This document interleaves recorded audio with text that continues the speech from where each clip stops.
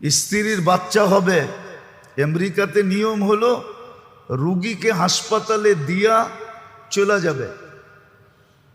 বাচ্চা হবে, বাঁচলে বাঁচলো, সব কিছু ওরা কমপ্লিট করে আপনাকে 2 দিন 3 দিন পরে ফোন দিবে, আপনি এসে নিয়ে যাবেন।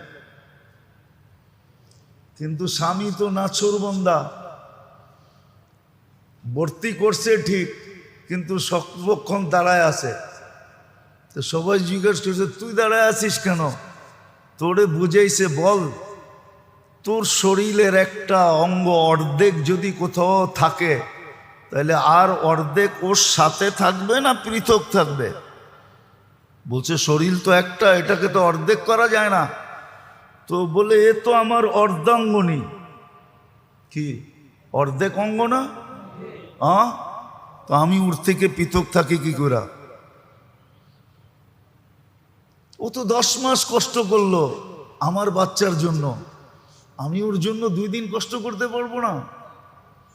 এই স্বামী স্ত্রীর ভালোবাসার টান দেখা, এটা ইসলামই আছে, আর কোথাও নাই। ওই নার্স মুসলমান হয়ে গেছে, বলছে আমি মুসলমান হইলেও কি আমার স্বামী হইলেও এরম করবে আমার জন্য? বলছে অবশ্যই, এটা আমাদের ইসলামের নীতি। মুসলমান হয়ে গেছে। কি আমাদের ভিতরে এটা নাই? না নাই? বাপকের হাসপাতালে ভর্তি করায় সন্তানরা পালা বদল করে থাকে না? 24 ঘন্টা থাকে না? কখনো ছেলেরা থাকে, কখনো মেয়েরা থাকে, ঠিক না? না থাকে না?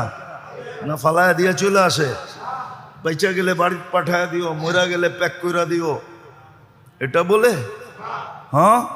ওদের দেশে তো এই সিস্টেম। নামের উপরে তো আমাদের এতটুক আছে শুধু, এটা দেখা সারা দুনিয়া তাক লাগা দেয়।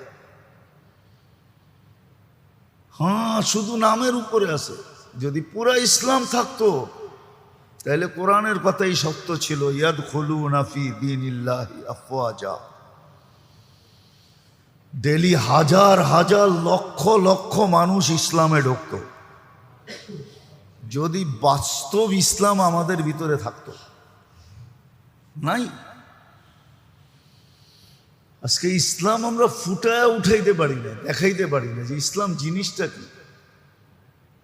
আর এটা কারণ হলো আল্লাহর থেকে দূরে। এই জন্য আল্লাহর কথাই সত্য। আমি আরেকটা হাদিস দিতেছি, আল্লাহ নিজে বলতেছে, ইয়া ইবনা আদম ইন রাদিতা বিমা কাসসামতু লাক, আমি যা নির্ধারিত করলাম তা যদি করলি, আরিহতু লাকা জিসমাকা ওয়া নাফসাক, আমি তোর শরীরটাকেও শান্তি দিব, তোর চিত্তটাকেও শান্তি দিব। চিত্ত চিনেন? আরে চিত্ত চিনেন কি? আত্মা, মন, এটারও শান্তি দিয়ে ভরা দিব। ওয়া তাকুনু ইনদি মাহমুদা, তুই আমার কাছে প্রিয় পাত্র হবি। ওয়া ইল্লাম তারদা বিমা কাসসামতু লাক, আর আমি যা তোর জন্য নির্ধারিত করলাম ওটা যদি না করলি, তো উসাল্লিত আলাইকা দুনিয়া, দুনিয়া তোর উপরে আমি চাপায়া দিব। তারকুসু কামা ইয়ারকুসুল ওয়াহশিয়্যু ফিল বাররিয়া, জঙ্গলে চতুষ্পদ প্রাণীগুলা যেরকম ছুটতে থাকে ওরকম তুই ছুটতে থাকবি। যাকেই জিজ্ঞাসা করেন আপনি, মাথার ঘাম পায়ে ফেলতেছে কেন? তো বলবে শান্তির জন্য। কি?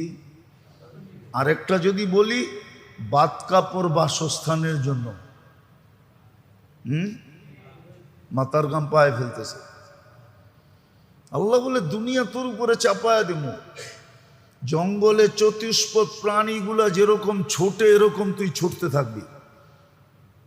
ওয়ালা ইয়াকুনু ইল্লা মা কাসসামতু লাক, আর হবে না আমি যা লেখা দিছি ওইটাই হবে, এছাড়া কিচ্ছু হবে না।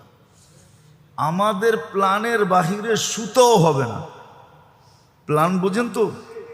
আমাদের প্রোগ্রাম, আমাদের প্ল্যান, আমাদের প্ল্যানিং, এর বাহিরে কিচ্ছু হবে না। ওয়া তাকুনু ইনদি মাজমুমা, তুই আমার কাছে সবচেয়ে নিকৃষ্ট হবি। তো কথার শুরুটা ছিল এখানে যে যার সবচেয়ে কাছে হওয়া দরকার ছিল, যাকে সবচেয়ে বেশি সঙ্গে নেওয়া দরকার ছিল, এই জন্যই তো সাহাবায়ে কেরাম আল্লাহওয়ালারা চিৎকার দেন। আল্লাহওয়ালাদের সর্বপ্রথম কথাই হয় মাইয়া রব্বি, আল্লাহ আমার সাথে আছে। অথবা আল্লাহওয়ালাদের কথা এটাই হয় মাইয়া রব্বি, মাইয়া রব্বি, রব আমার সাথে, ওয়ানা মা রব্বি, আমি আল্লাহর সাথে। এই দুই স্লোগানই। এই জন্য খালেদ রাদিয়াল্লাহু তাআলা আনহুকে কেউ কোনোদিন ভীতি প্রদর্শন করতে পারেন না। ওনার জীবনে এক কাহিনী নাই যে উনি কোনোদিন ভয় পাইছে। চাই সামনে লক্ষ হোক, লক্ষ লোক যদি হয় তো উনি ভয় পাইতেন না। ওনাকে জিজ্ঞেস করছে, খালেদ তুমি এরকম নির্ভীক থাকো কেমনে? নির্ভীক থাকো কেমনে? নির্ভীক বুঝেন তো? কোনো ভয় নাই, কোনো ভয় নাই।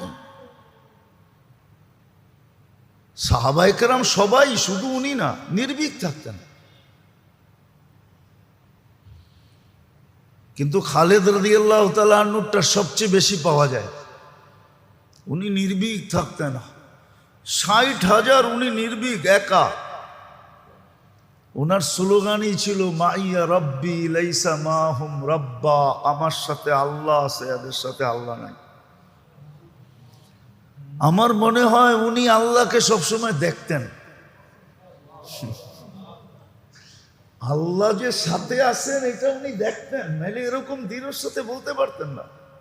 ওই সমস্ত ময়দানগুলো তো আমি দেখছি যেখানে উনি বেশিরভাগ একা লড়ছেন। 60,000-এর বিরুদ্ধে 60 জন, 60,000-এর বিরুদ্ধে একজনের সামনে 1,000। কত? 1,000। এটাও উনি নিতে চান নাই। উনি বলছে আমি একা যথেষ্ট। এত বড় কিলা একা স্বাধীন করছেন, এখনো কিলা রাখা আছে, ওইখানে কিচ্ছু করা হয় নাই, যেমনটা তেমনই রাখা আছে। হ্যাঁ, পুরান হয়ে গেছে, খৈসা খৈসা পড়তেছে, কিন্তু এখনো রুমিরা ওরকমই রেখা দিছেন। কেননা খালেদ রাদিয়াল্লাহু তাআলা একা স্বাধীন করছেন, ফটক একা খোলা দিছেন।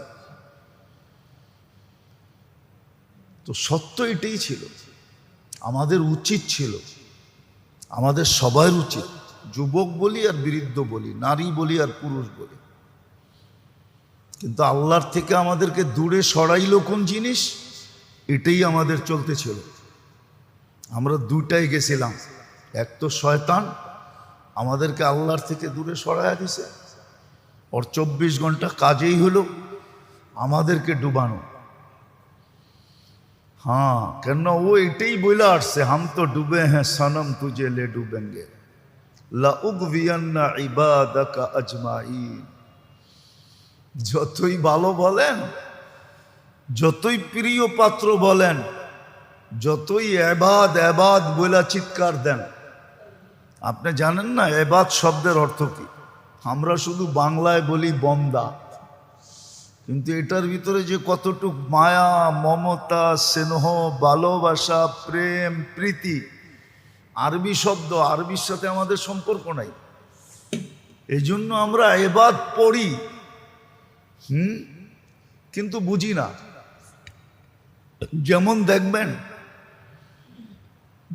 দেখবেন তেঁতুল কিন্তু দূরের থেকে ঘুরাইলো জিহ্বায় পানি আসে, ঠিক না? হ্যাঁ, টকের একটা কি আছে, প্রভাব আছে, ঠিক না? এবাদেরও একটা প্রভাব আমাদের থাকতো যদি আরবি বুঝতাম। যখন এবাদ পড়তো না, ইয়া ইবাদিয়াল্লাযীনা, কোরআনে যখন আলেম ওলামা এবাদ পড়তো, ও যদি এবাদ বসতো তাহলে ও এইখানেই দাঁড়ায় থাকতো, আল্লাহ আমাকে বন্দা বলল।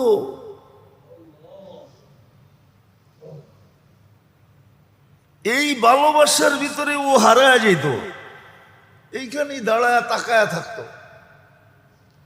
ঢাকায় শব্দ বলে না, টাস্কি লেগে যেত, এইখানেই ও হারায় যেত। আল্লাহ আমাদেরকে বন্দা বলছেন, বন্দা। ভালোবাসা, এটার ভিতরে ভালোবাসা, প্রেম, প্রীতি, মায়া, মোহাম্মত, স্নেহ, ইয়ারি, দোস্তি,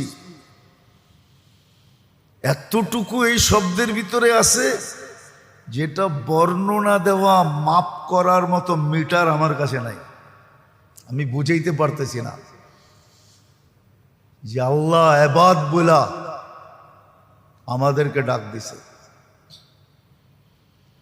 তো যেটা বুঝাইতেছিলাম, কি বুঝাইতে যে কোত্থেকে চলে গেলাম, যে আল্লাহর কাছে হওয়া দরকার ছিল, উদাসীন হওয়া উচিত ছিল। কিন্তু শয়তান, ওই বললাম না শয়তান, শয়তান বলেই আসছে, হাম তো ডুবে হ্যাঁ সনম তুঝে লে ডুবেঙ্গে। আমি ডুবছি, একটাকেও ভালোবাসা রাখবো না, সবটিকে ডুবে ছাড়বো, যতই আপনি বন্দা বলেন।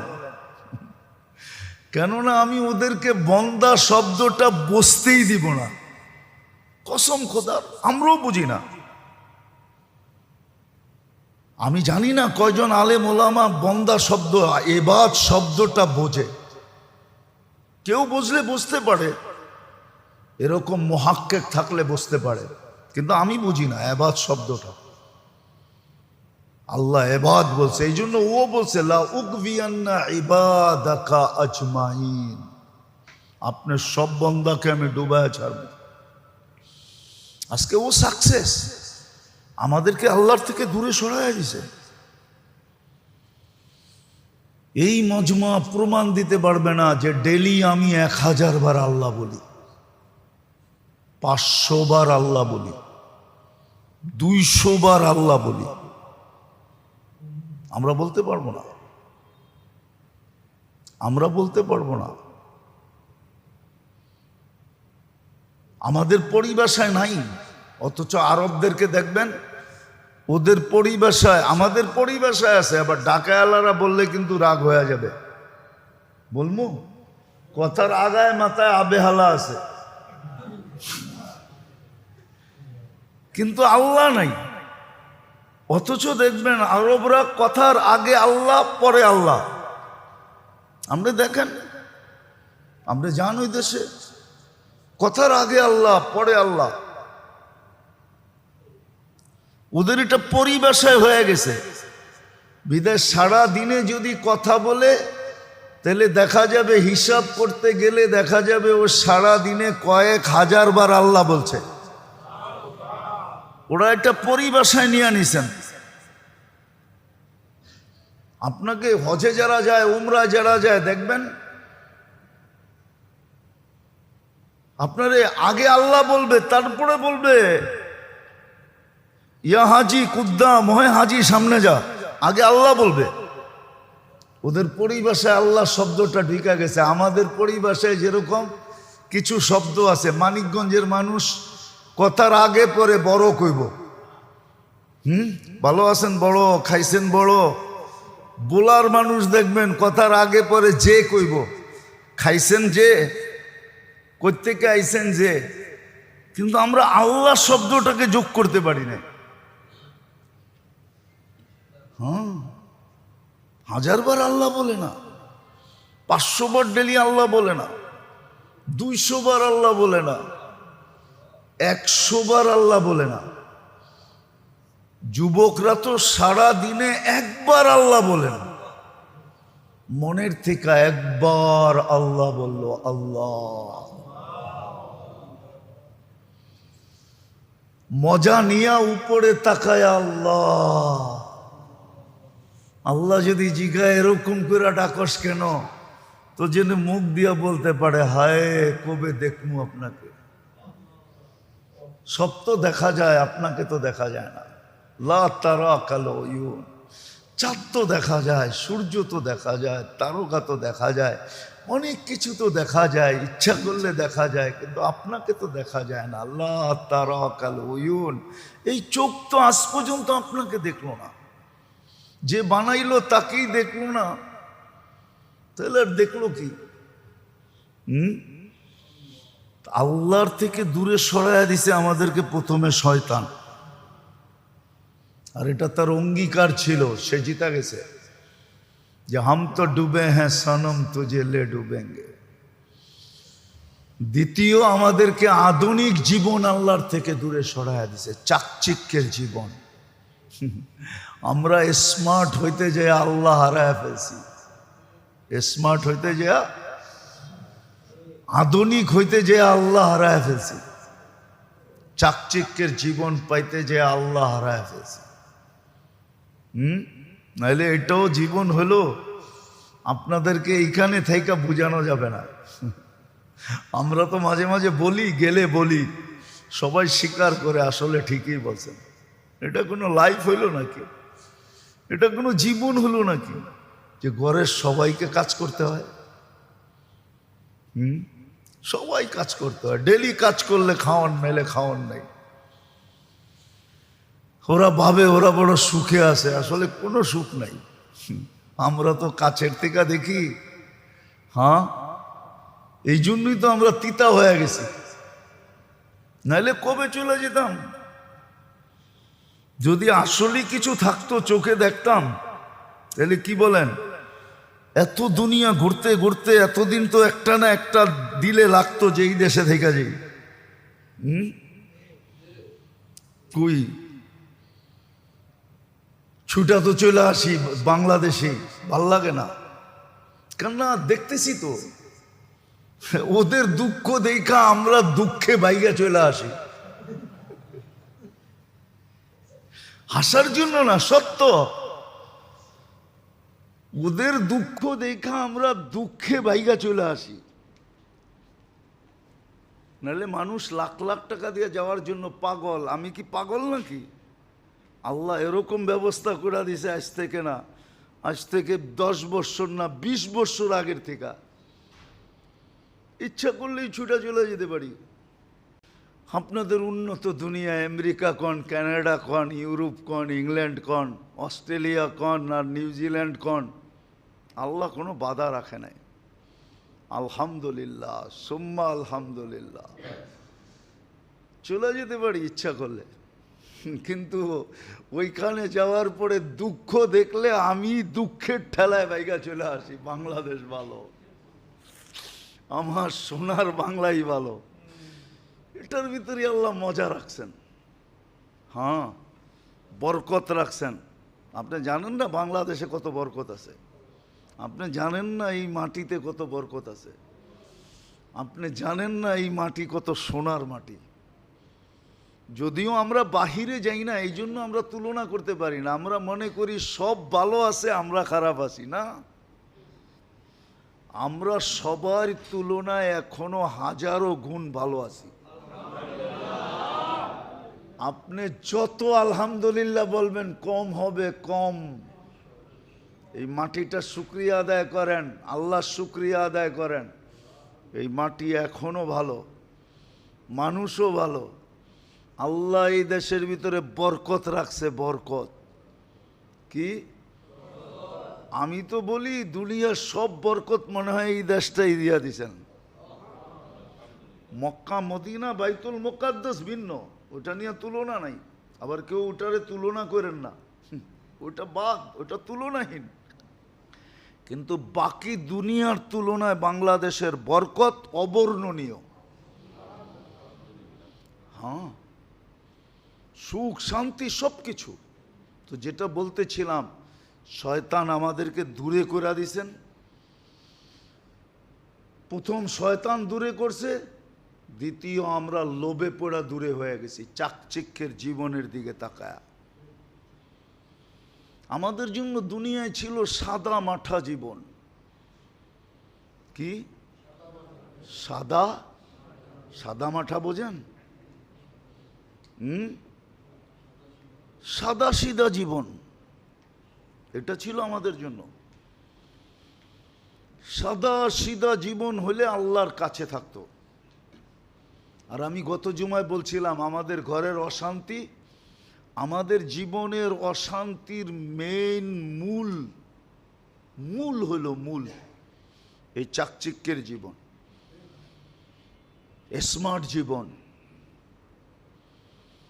কেননা চাকচিক্যের জীবন যখন মানুষের ভিতরে আসে, আর স্মার্ট জীবন যখন মানুষ স্মার্ট জীবনের আকাঙ্ক্ষী হয়, আধুনিক জীবনের আকাঙ্ক্ষী হয়, তখন মানুষের ঘরের ভিতরে দুইটা লানত ঢোকে। কয়টা? এটাকে লানত বললে ভুল হবে না। হাদিসের আলোকে লানতই বোঝা যায়। সেটা হলো চাহিদা আর হলো অভিযোগ। কি? চাহিদা, অভিযোগ। চাহিদা বোঝেন কি? পাওয়ার জন্য চাহিদা, উন্নত জিনিস পাইতে হবে। কি? কাপড় পাইলে চলবে না, উন্নত পাইতে হবে।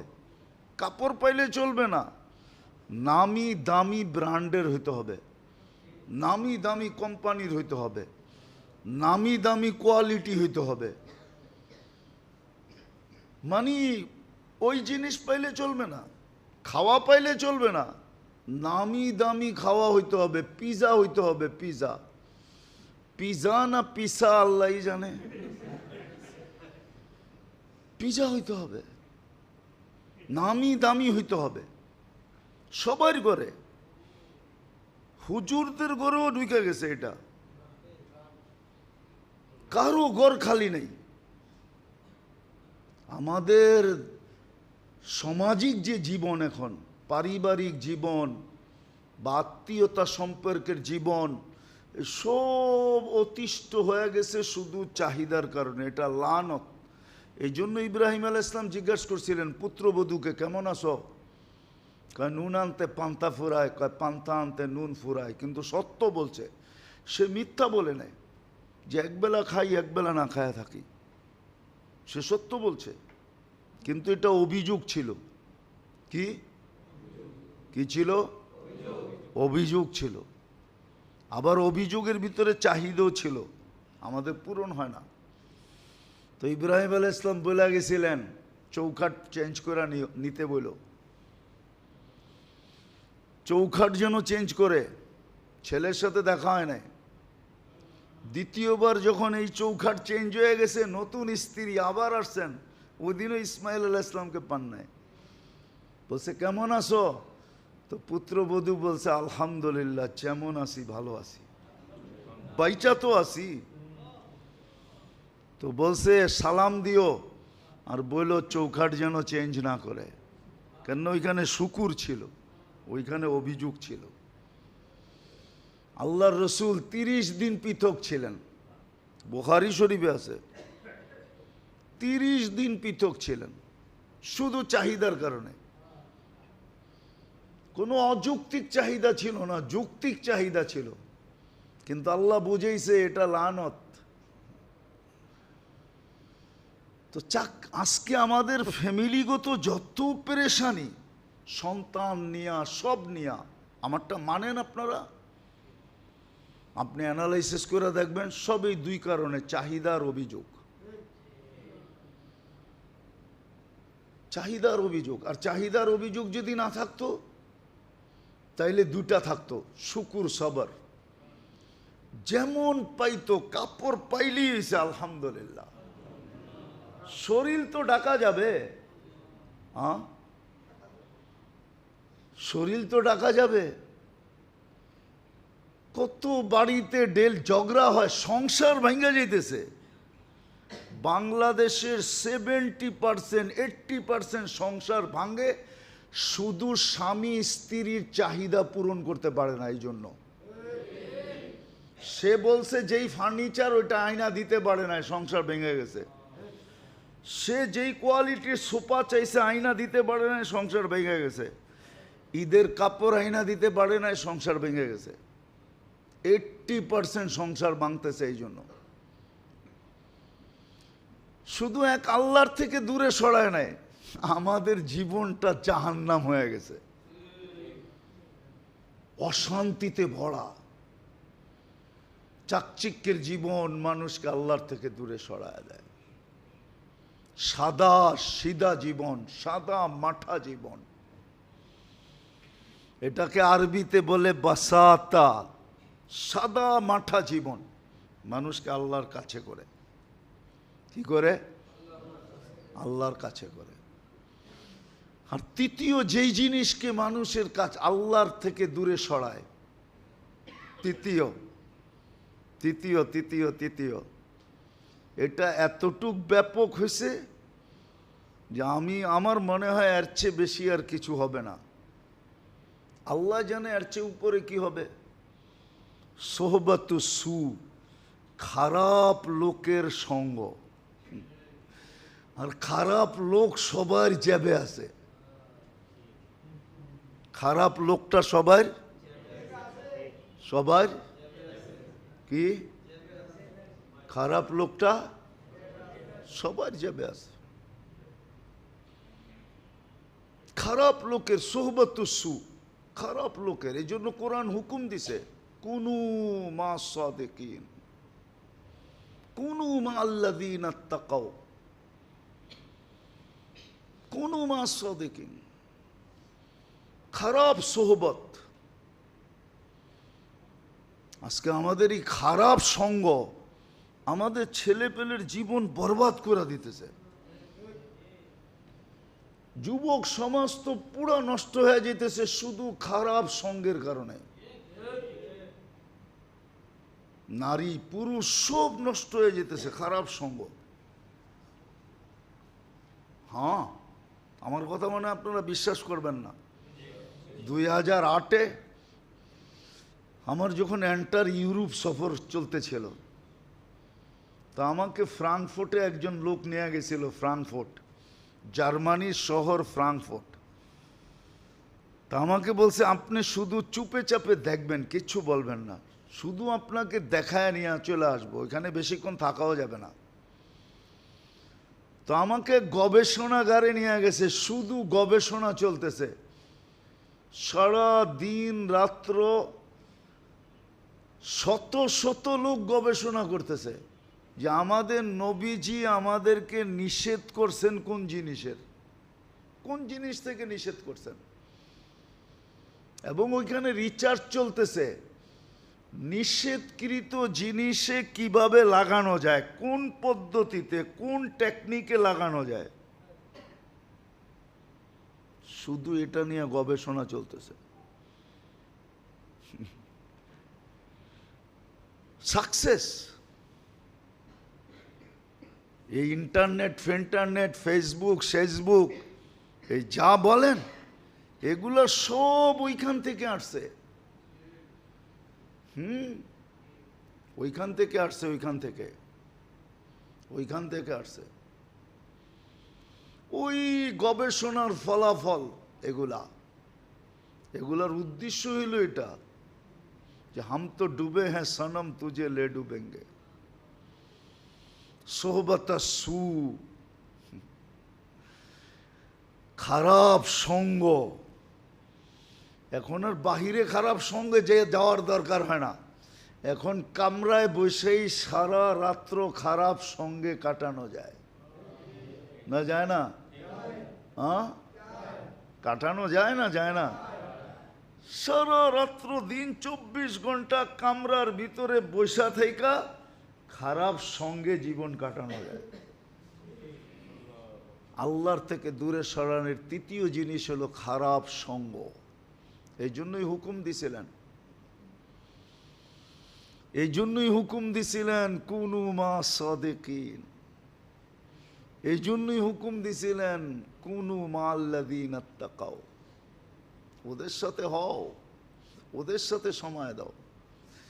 এই জন্যই মনে হয় ইমাম গাজালি রহমতুল্লাহ আলাইহি এত শত বছর আগে কিতাব লেখা গেছেন যে তুমি সময় কোথায় বেশি কাটাবে। তো উনি 2 জায়গায় লেখছেন, তৃতীয় জায়গা লেখছেন, কিন্তু ওইটা মনে হয় না পাইরা লেখছেন। তৃতীয় লেখছেন লা বুদ্দা মিনহু, ফি হাজাতিন লা বুদ্দা মিনহু, ওই জায়গায় এতটুক সময় দিও যেটা না দিলে না হয়। প্রয়োজন যতটুক অতটুক দিও। দোকান হোক, ব্যবসা হোক, চাকরি হোক, বাকরি হোক, মেইল হোক, ফ্যাক্টরি হোক, অতটুক সময় দিও যতটুকু তোমার প্রয়োজন মেটা যায়, এর বেশি দিও না। বাকি সময় দুই জায়গায় দাও। চতুর্থটাও লেখছেন কিন্তু শব্দে বোঝা যায়। ঘরের কথা লেখছেন ফি বাইতিন ইউস্তার, ইউস্তার শব্দ আছে। সামান্য ছায়া নেওয়ার জন্য মাঝে মাঝে ঘরের ভিতরে কিছু সময় দিও।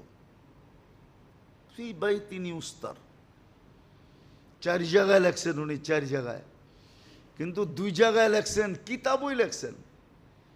ওই রেসালার নামই হলো সাহাবা আইনা কাদাও হায়াতাহুম, সাহাবা জীবন কোথায় কাটাইছে। তুই 4 জায়গা বাড়ি করছেন খুঁজা খুঁজা, 2 জায়গায় সবচেয়ে বেশি সময় দিছেন, আর 2 জায়গায় সামান্য সামান্য, যেটা না হইলে নয়। সোহবত আমাদেরকে খায়া ফেলছে, আল্লাহর থেকে দূরে সরায়া ফেলছে। মেরে দোস্ত ভালো মতে বোঝেন, কাজে দিবে সোহবত। এই জন্যই কোরআন বলছে সোহবত খারাপ লোকের সঙ্গ, সোহবতু সু বলে এটাকে, খারাপ লোকের সঙ্গ। আর বলছে নেক লোকের সঙ্গে থাকো, কুনু মা সাদিকিন, নেক লোকের সঙ্গে থাকো, নেক পরিবেশে থাকো, বেশি সময় নেক পরিবেশে দেখো। আপনি দেখেন একটা কথা বিবেক দিয়া ভাবেন, এক ব্যক্তি মসজিদে বসে আছে, 3টা জিনিস তো হবেই হবে, ঠিক না? একজন ফেরেশতা দোয়া করবে আল্লাহুম্মার হাম আলাইহি, আল্লাহ এর উপরে আপনি দয়া করেন। আরেক ফেরেশতা দোয়া করবে আল্লাহুম্মা গফির লাহু, আল্লাহ একে মাফ করে দেন, কেননা ও আপনার ঘরে বসা। তৃতীয় আরেকটাও লেখা আছে, নামাজের সওয়াব লেখা হইতে থাকবে। কিন্তু মসজিদে সময় কতটুকু দেয়?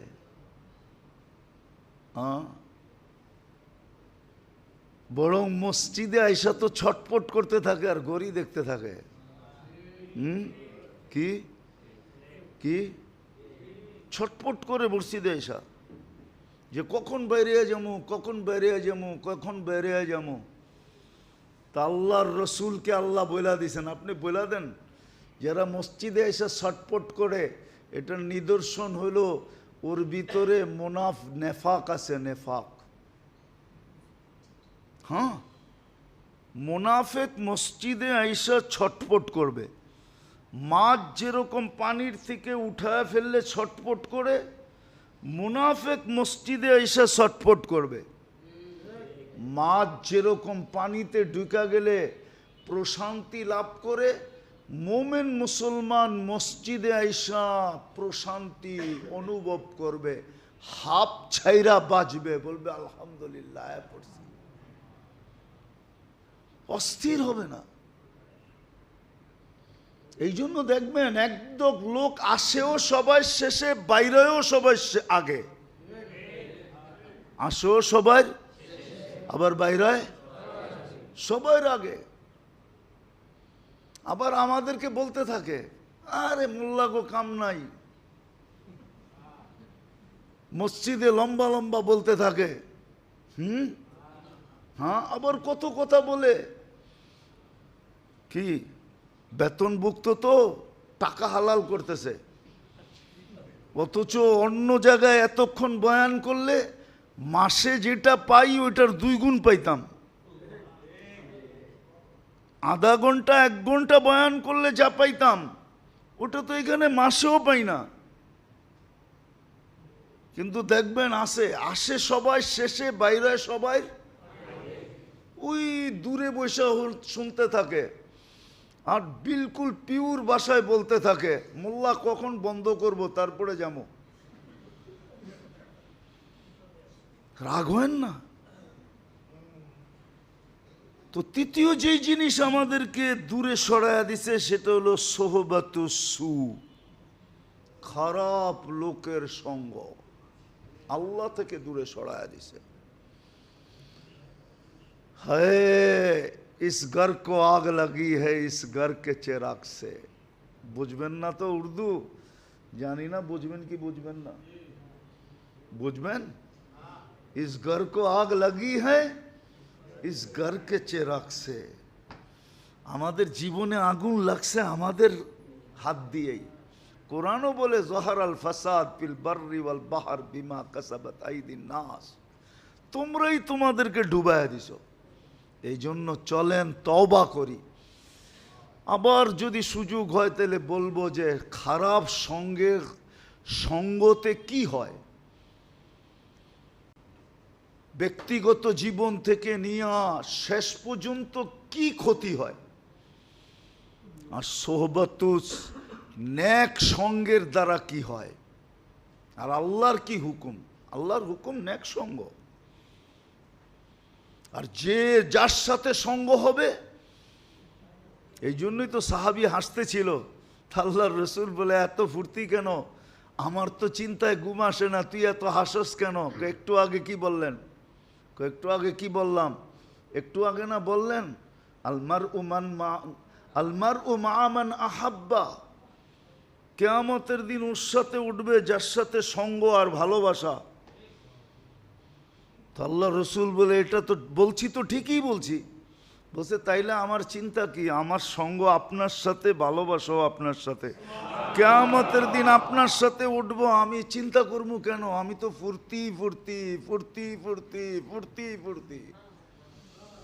ও সাহাবী ফুর্তি করতেছে, আরেকজনে তো মিছিল বের করে ফেলছে। সবাই বলছে কিরে একা একা মিছিল? একটু আগে শোনো না সূরা ইখলাস নাজিল হইছে। শুনছি তো। কি বুঝছো? ইখলাস নাজিল হইছে। ও এটাই বুঝছো, এই জন্যই তো আমার লগে মিছিলে আসো না, নাইলে তো তুমি আমার লগে মিছিলে আসতা। তো জিজ্ঞাসা করছে বদ্দু গ্রাম্য, তো বলতেছে ইয়াখুজ কালিল ওয়া ইউতিল জাজিল। ছোট একটা সূরা পড়তে দেরি 10 পারার সওয়াব দিতে দেরি করে না। তো মিছিল নামামুনা করমু কি? ইয়াখুদ কালিল ওয়া ইউতিল জাজিল। ওনারা বুঝছেন, আমরা বুঝি নাই। আসেন তওবা করি। পারবেন না? খালি ইনশাআল্লাহ বলবেন। হ্যাঁ, মনের থেকে করবেন, করেন, এগুলার থেকে বাঁচেন, আল্লাহর কাছে হন। তাইলেই মুসলমানের কপাল জাগবে। আর নাইলে মুসলমান এই উম্মতের কপাল জাগবে না। বরং মাইর আছে, মাইর। এই মাইর কি, আরো মাইর সামনে রয়ে গেছে। হাদিসে আল্লাহ বলে দিছেন ওয়াইল্লাম ইয়াতুবু ফানা তাবিবুহুম, তোমরা যদি না ফিরলা তো আমি স্বয়ং সার্জিক্যাল ডাক্তার হয়ে চলে আসবো, অপারেশন করব। অপারেশন করে তোমাদেরকে পবিত্র করব। হাদিসে এটাও বলা আছে কেন অপারেশন করবেন, তো বলছে লিউতহিরাহুম মিনাল মাআইব, তোমাদেরকে পবিত্র করার জন্য অপারেশন করব। এই জন্য তওবা করি, আল্লাহর কাছে হই। আল্লাহ আমাদেরকে আমল করার তৌফিক দান করেন।